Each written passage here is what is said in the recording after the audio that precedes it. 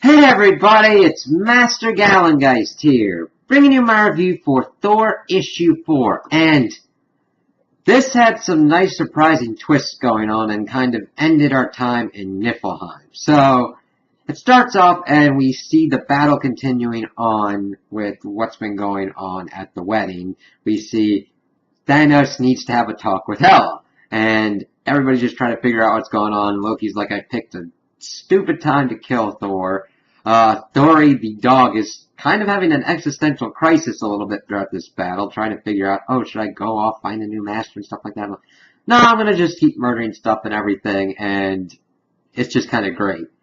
So, while the battle's going on around them, we see kind of different kind of parts moving around. We see that Loki, at one point, takes the hammer that Thor's had.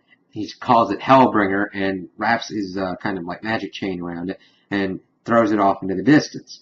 We then see that Thor is able to procure the support of the Valkyrie and the rest of the heroes of Valhalla from Brunhilde, and that was a pretty cool thing. It's like, oh, okay, cool. Yeah, we've got like fire goblins and all kinds of shenanigans going on with the War of the Realms. I'm like, yeah, okay, that sounds like a kind of party. The favored warriors that are to be in the halls of Valhalla. Yeah, that kind of sounds like their kind of thing. So, of course, she's like, well, do you have a way back? And he's like, yeah, I kind of got that thing coming. And then Hellbringer gets him and it's like, all right. So, we then get to see that Hela and Thanos evidently had an arrangement and that Thanos would have helped her secure her throne back in Hell, but he kind of already sees that as kind of fulfilled. She's like, you haven't lifted a finger for me, and then he uses his finger and blasts the dude apart and says, well, see ya, Hela. And she's like, what are you going for? And it's like, she's thinking, oh, it's a new lover. He's like, no, old one. The Infinity Stones are in play again. And she's like, oh, those stupid baubles, they're going to be the death of you. And he's like, one can only hope. So Cinder then is like really going around, and Gartoom knocks some shit out of Balder, and it's like, really crazy. It's like, shit. But then, of course, that's when Thor swoops in with the Valkyries and the heroes of Valhalla, and he's able to help Balder up. But, of course, at this point, we see that Hela and Cinder are fighting, and Hela's got her crown knocked off. And this was a pretty interesting bit, because Thor gets into it, smacks her with the crown, and then puts the crown on himself, and is, for a time, a king of hell, and this kind of amps him up a little bit, and he gets this frozen, like this hammer made out of frozen blood. It's like, holy crap. But him and the rest of his forces are able to take down Cinder's forces to a point where she calls upon Malekith to use the Black Bifrost to help her retreat. And it was pretty cool to see that happen. So we get to the end, and everybody's trying to figure out what's going on. Thor, of course, relinquishes the crown to Hela, and Hela's like, fine, now the real war can begin and everything, and it's just going back and forth, but then we see someone has a ring and says, I do, and we find out that Carnilla has wed Hela, and because she didn't want to lose her lover to Hela, knowing that she would tear him to pieces and everything. And,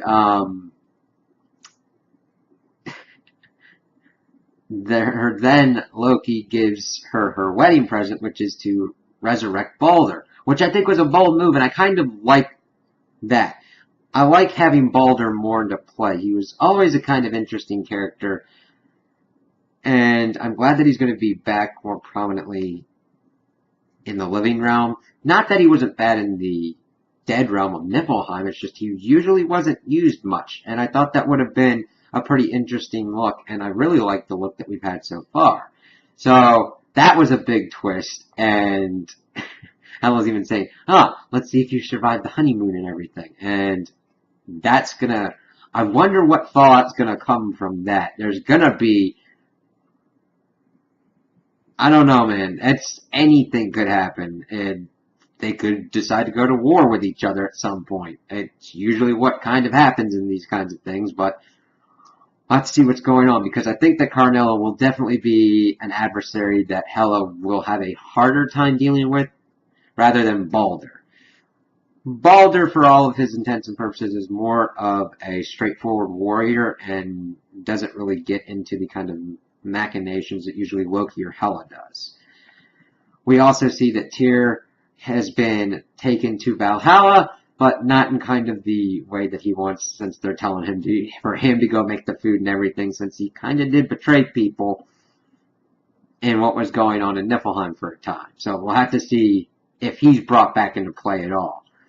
We end with Balder being on Thor's boat as well as Loki, and Loki's like, well, I'm here to get my payment, and then we see also in Thor's boat a picture of his mother. Well, a picture of their mother. And then when Loki disappears, he's like, alright, we gotta search everything to make sure he didn't take anything. That was like really horrible because he's thinking, Loki got out of mischief. He's probably taken some magical item that'll cause untold destruction, but we see that he had taken the picture of Freya. And I really like this part because a big thing that we've seen throughout Aaron's run with Loki and across other kind of comics as well is that Loki knows that he has a role to play, but that doesn't mean he's a bad guy or that he hates everyone. He loves Freya, and what he did to her was essentially try and force her into a state of flight that made her look like she's dead without her actually being dead. He has to walk a very fine line with being that double agent that everyone kind of hates and mistrusts while trying to act within the kind of best course that can come out of what's going on. So I kind of like this little bit. It seems unimportant, but it's a great kind of character moment for Loki. And also for Thor, because Thor is thinking, oh my god, what am I going to have to deal with now that Loki took something off this boat? And he doesn't even think that the picture of Freya is gone, because Freya doesn't want to see Loki anymore, and that's kind of what he needs to take, whilst Thor can go and see Freya anytime. So, overall, I enjoyed this and can't wait to see what the next evolution of the War of the Realms is going to be. So, those are my opinions on the issue. Tell me what you guys think in the comments below. If you liked it, if you didn't like it, if you agree with me, if you disagree with me. Also like and subscribe, and I hope you have a good day.